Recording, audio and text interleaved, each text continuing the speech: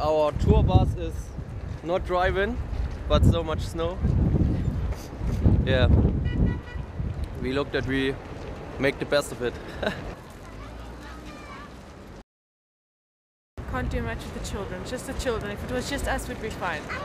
And taxis and transport are not really available. Not available, so we can't even hop in a taxi and go somewhere with the kids.